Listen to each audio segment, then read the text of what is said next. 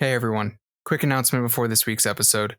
Our good friend Taylor's sibling Fennel is raising funds on GoFundMe for their gender affirming surgery. We would really appreciate it if you would just consider supporting Fennel and check out their GoFundMe page. There's going to be a link in the episode description. Mean the world. Thanks.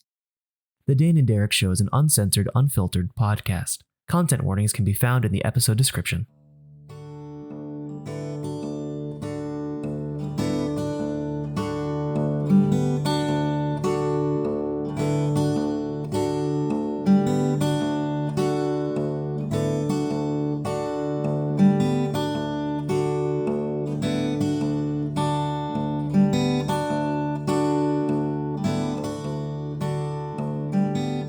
Hello and welcome back to the Dane and Derek Show, your weekly podcast where two nerdy friends keep in touch and shoot the shit.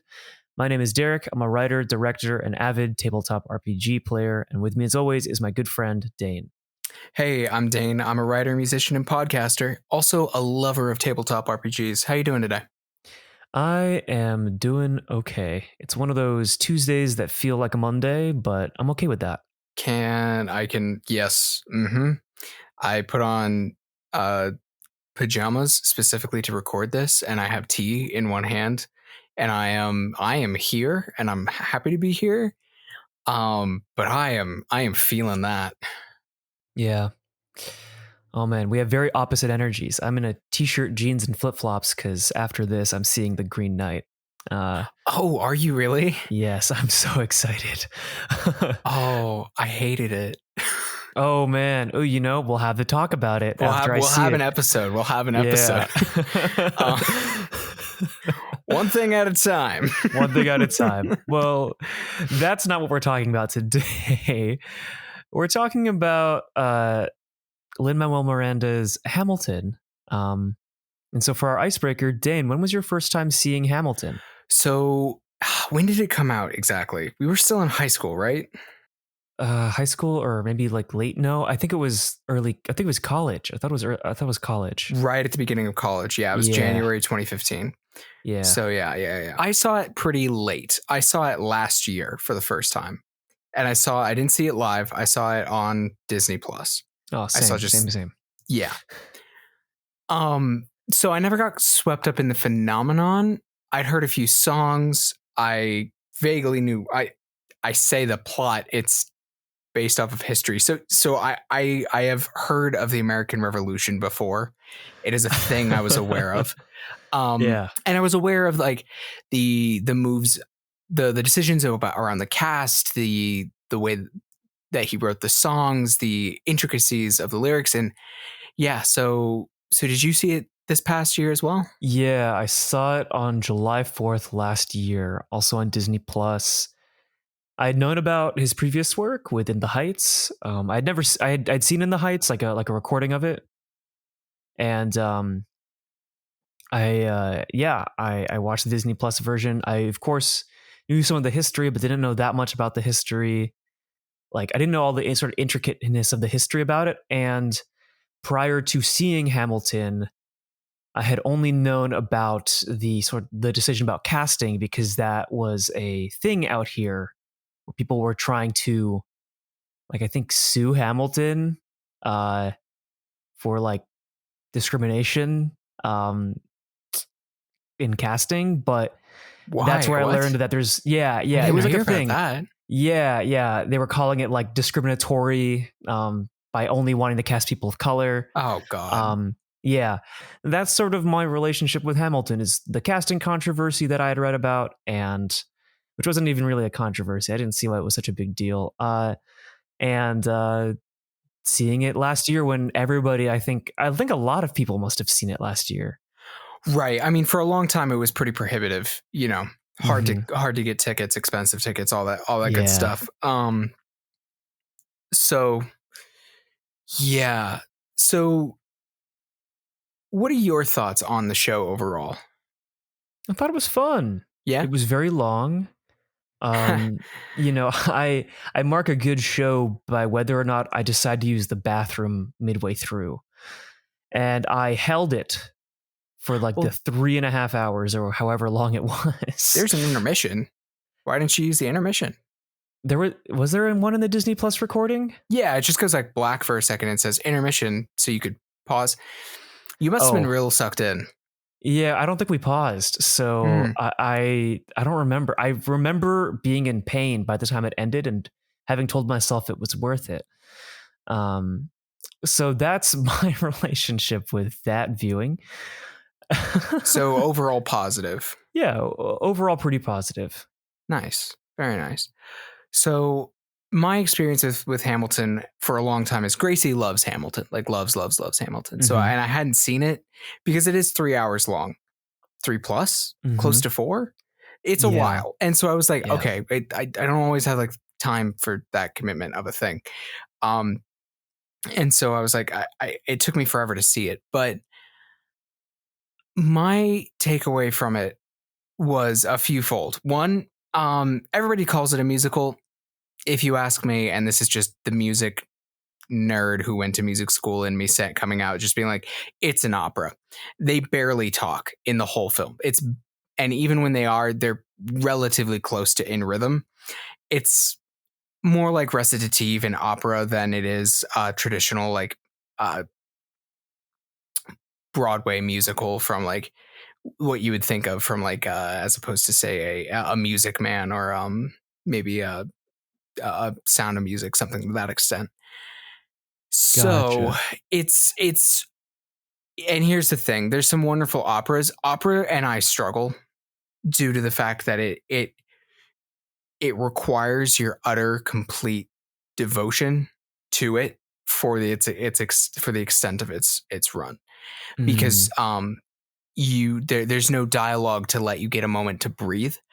And I think that's actually a strength and a weakness of the show, right? Like it's not a, I wouldn't even call it a weakness. I would just call it a part of the art form. So if that doesn't work for you, that doesn't work for you.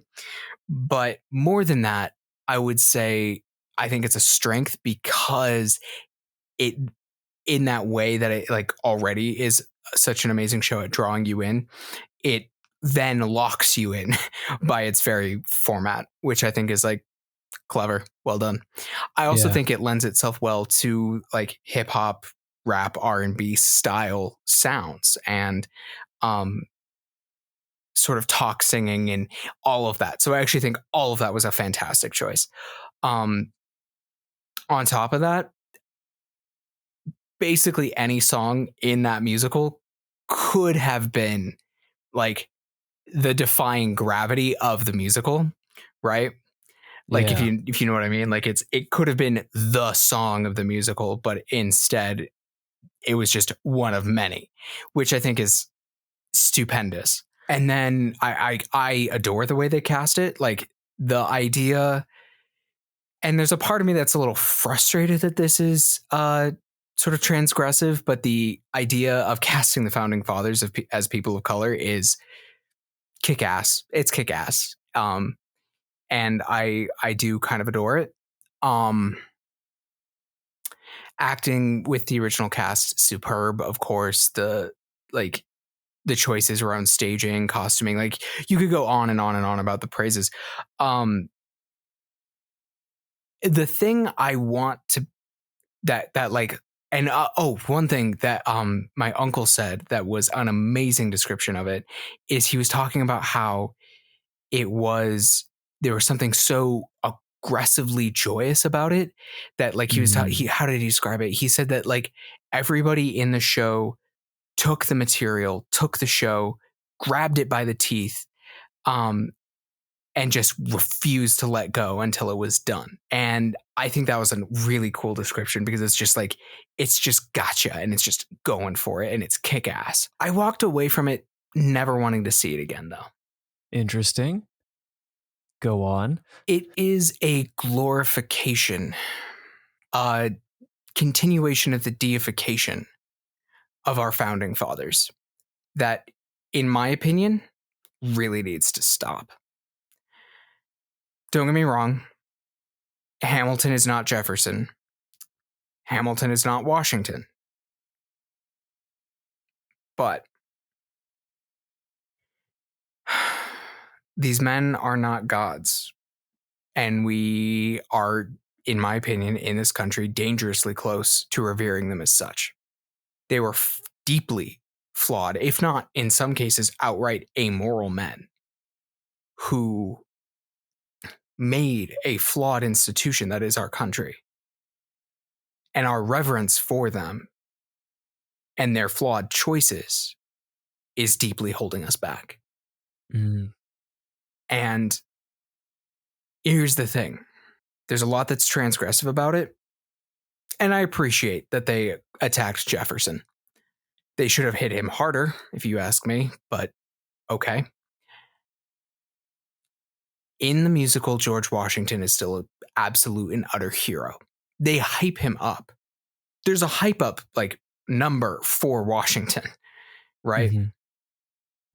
They make him cool, someone you want to be. The man was a slave owner. And there's that myth about him freeing his slaves when he died, but like first off, oh, he waited until he died. Great. And it's not even true.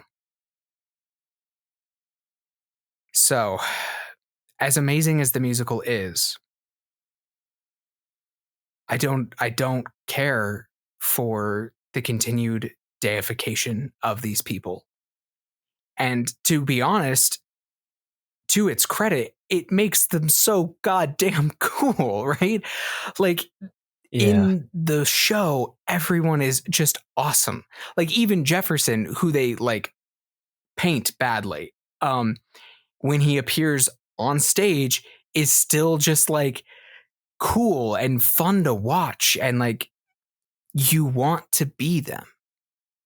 And maybe at its best, you could argue that by turning them into mythic figures, we can idolize the best qualities, the best words that they said. Mm-hmm. But I think that actually still does a disservice, because it then ignores the deep toxicity, the deep evils that were a part of our country's founding that we are still wrestling with and will always be wrestling with. But if we obscure them, if we mythologize them, continue to make them these almost action heroes, then it becomes that much harder to do that. And it becomes much harder to change their words that in some cases deeply still need to be changed. So that's why I'm not interested in really engaging with it again. Yeah, that's very fair. And yeah, I agree, I think. Like it's I don't know. It's hard to sort of because I mean, like, you know, our whole lives, right? Like, we are taught to idolize these figures of history, right? We're only taught so much, and then, you know, you get things like Hamilton, or on like the opposite side, you get Abe Lincoln Vampire Hunter, right? Oh goodness, yes we do. And it's, you know, and it's like, it's interesting. It's certainly interesting to see these sort of different takes on history, but it is hard to sort of separate, you know, the wrongdoings. And I think the classic argument of like, well, it was a different time. I am really tired of that argument personally. I feel like just because it's qualifying it, right? It's excusing it, and it's also not even like you can find writings from back then. People knew it was wrong. No, there's no nobody was operating under some. No, they knew it was wrong, and I think at best, you know, I think Hamilton blew open people's minds to seeing more of American history, and I think that there was a lot of good come from it. I think it like re-engaged people with like stage musicals, and you know, it is an amazing piece of work. And again, I'm not sitting here. I'm not going to say it's a bad piece of work or that it didn't do amazing things. right. This just particular thing struck me and has left me feeling uninterested in returning. Like I said, returning to it. It's not a, I didn't come away feeling like I wasted my time, because here's the thing. I spent the whole 3 hours watching and being endlessly entertained and thinking so hard about these issues and these ideas, and what are we doing when we glorify these, and what are we doing when we teach history in halves, you know? Well, and something that I think is interesting too, right, is like something that I always remembered from the history classes we took in high school was like that, you know, Thomas Jefferson is, we're taught that while he's a slave owner, he's at least a war hero, whereas Alexander Hamilton was an idiot who got himself killed in a duel. Spoilers Right. for Hamilton the musical. Spoilers for real life. For real life, yeah. And you know, like we're taught that Alexander Hamilton, you know, got around town, and while he had great ideas, he was a fool. And that, you know, he was a fool who created the system that has put college kids in debt, right? That's what we're taught in high school. Yeah. And it's kind of ridiculous that in high school he's villainized, right? Mhm. More so than Thomas Jefferson. Yeah. And I think that if there's one good thing like about the sort of historical aspect from it, is that it does sort of bring to light the trials and tribulations of Hamilton, you know, and like you said, it blew sort of American history open for a lot of people and allowed people to come back and like revisit that and learn more. Mhm. So in a way, it's you know, it's a little bit of a kick down the door kind of thing. And I think ultimately, like, yeah, I didn't know. I think, I don't know, like, I feel like we only learned like maybe 5% of what's covered in the musical about Alexander Hamilton, right? Oh God, yeah. You know, right? Like even like his wife and like the stuff with the love letters, like that. I think it's just that there's so much there that is erased by history, and in a way, so it's like that's what I think gets me about Hamilton, right? It's like this weird sort of preservation of history mixed with this, you know, godification of like toxic men, mixed with like this sort of like really hyper progressive mentality of like casting everyone as people, you know, casting all the founding fathers, you know, as people of color, which is like super cool. Right. It is all of those things at once. Right. And I wonder, like, could it have done, like, it absolutely would not have been the hit it was if it had been much more critical of these people than it was, right? Like if it had gone even just a step further, right? Yeah. And so, you know, like I think, and again, I think it does just an amazing job of, you know, in a sense, telling a story that was not as well known. And the truth is, every bit of history has that much depth to it. There just isn't time in history classes. And to be fair, our history classes, if you ask me, don't teach all that well. Simply because, I mean, if for no other reason than history is ridiculously long, in-depth, complex, and we are not given a lot of time for it. Yeah. Barring any other reasons, that like that alone would make history and makes history incredibly hard to teach. But God forbid, we get into the other stuff. Yeah. Well, I mean, like, we had AP World History and I think AP US History together, I want to say. And it was like, we did, you know, like you get a year for each. One covers like 20 or 30,000 years of time, right? Spanning across multiple continents, all the continents of the world. Yeah. The other, you get a year to talk about effectively like 300 years, 400 years, maybe 400 to 500, depending on where you really want to start. Exactly. And even that's a lot.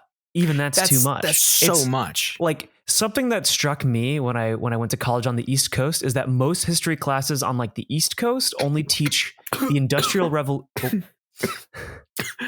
You alive? Oh, geez. Sorry. I decided to see if I could breathe tea.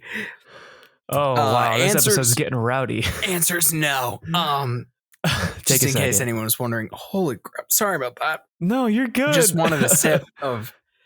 I just want to make sure you're okay. Yep, I'm good. I'm good. Okay. Cool. Sorry. No, you were on the East Coast. Yes, the East Coast. I was so floored that most East Coast classes only cover, in high school at least, the Industrial Revolution forward and their individual town history. Like Revolutionary War and Civil War are saved for like middle school and elementary. And high school is just for like Industrial Revolution is like less than 200 years of history. Right? And that's like, it's just like how little history is taught. I think really floored me, and just how like even when you condense it down to like 200 years of history, that's still a lot of ground to cover in a year. You know? Yeah. And like, I mean, granted, hey, maybe it's a good thing, because without a lack of history classes being able, just having the bandwidth to cover all that, we wouldn't have hundreds of thousands of podcasts that are all history focused, right? Yeah. I mean, the thing about history is, like any discipline, you can spend your life studying it and only get to a corner. Yeah. If that. And here's the thing. Really, history classes in like in the high school sense, even in the college sense, they're about overviews, right? They're about the forces, broadly speaking, that we saw, that we can look back on and see changed the course of things. It's looking back and seeing the biggest inflection points and the things that pushed us to take different forks in the road, the path that led us here. Yeah. And so I think it's what's really important is that we are sure that people are learning about all the forces, all of them, in depth. And sometimes I really don't think we cover them. Yeah. Especially around slavery in this country. Yeah. Well, it's just one of those topics that I feel like everybody likes to pretend it's fixed. Yeah. And it's not. There's a lot of fallout we're still dealing with. And it's complicated. There's a lot to unpack there. And, you know. Yeah. But it's still one of those things where like we have to unpack it. Right. Like to this day, like okay, so I don't know if you're aware of this, but did you know that in the Senate of the United States, roughly speaking, each Democratic senator represents a significantly greater number of individual citizens of the United States than a Republican. And this is entirely due to the fact that, for numerous political reasons, the Republicans are representing rural states at this point in time in history. Right, and the Democrats are representing much more populous states on the whole. Yeah, right? They switched. They super did. But the names attached to them aside, the reason for this fact that the Senate is unbalanced in this way, such that it favors rural states, it just always has, because Wyoming gets 2 senators and California gets 2 senators, right? Right. That's an uneven amount of representation. There are like 400,000 people in Wyoming, right? Mm-hmm. There's millions upon millions upon millions in California. The reason for this is due to the southern states wanting to protect and having an equal representation. Right. Because they were the rural states at the time. Mm-hmm. And you have to ask yourself, well, why did they want that? What were they trying to protect, right? Right. And the answer is slavery. Yeah. And so we come down to this fact of like, the United States Senate, to this day, is unbalanced in its representation. And that's just a fact. Say what you will about how, if that's good or not, but it is unbalanced. This is just a fact. It is unbalanced in favor of rural states to this day because of slavery. Right. Right. That is just true. And regardless of the fact of like, do you want to change that or not? I personally would be like, please God, let's change this. But like, it is because of this reason. And so if you don't teach that, it's very hard to see it as anything other than the way it is. And it's set down by our founding fathers. Right. And so we can't change it because that's how they intended it. And if we turn them into gods, then their word is holy. Mm. And if their word is holy, then it's not fallible. And if it's not fallible, there's no way we can ever change it, even if it is in desperate need of that. So, yeah. Were you expecting this episode to be as heavy as I made it? No, not at all. That's why I put it first. I was like, in our little recording block, I was like, oh yeah, let's talk about Hamilton, because I'm sure Dane's got some fun, things about music and how they did the music and stuff. I was just like, oh, it's a music episode. No, it'll be nice and light. I wanted to talk about history and politics. Considering the world we live in and considering your current occupational goals, that makes sense. Yeah. I mean, it's fear one of my those things. Requests, Derek. Fear my requests. Yeah. I promise the other things I don't think are. Let me. Yeah. I don't know. Yeah. Promise. Yeah. I am excited because 3 of these are your ideas. This recording block this upcoming month. 3 of these ideas we're recording, which I'm very hyped. Well, I guess technically 4 because you did contribute to that last one. I did, yeah. Yeah. But I think that's as good a place as any to wrap up the show. We are pretty much at time, I think. Yeah. And if we're not, this one was a little heavy, so it's okay if this is a 25-minute one. It really is. It's okay. So check. I think I swear it's like 2 weeks ago when this releases that like we'll have been talking about Calvin and Hobbes or something. Like literally like 2 weeks ago was Calvin and Hobbes. Last week was a philosophy. Yeah. The okay. All right. power. Okay. You know what?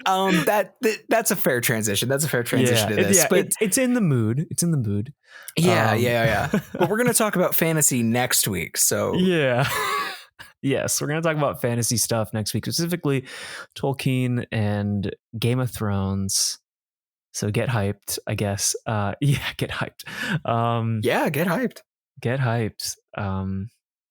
Cool. Well, thank you everyone for swinging by and listening to our show this week. You can see what movies I'm watching on Letterboxd. And I'm conveniently at Benig-Aiello pretty much everywhere on the internet. And Dane, where can we find you and your work? You can find me at danewrites.com. There's a link to my Substack where you can find my writing, my podcast, Diceology, music I've written in the past, and my Twitter. Come check it out. Yeah, and check out his Substack too. Yeah, we're 3 in now. Yeah, there was counting the introduction. Yeah, there was one that came out today. It was very nice. Also, very nice read. Also political though.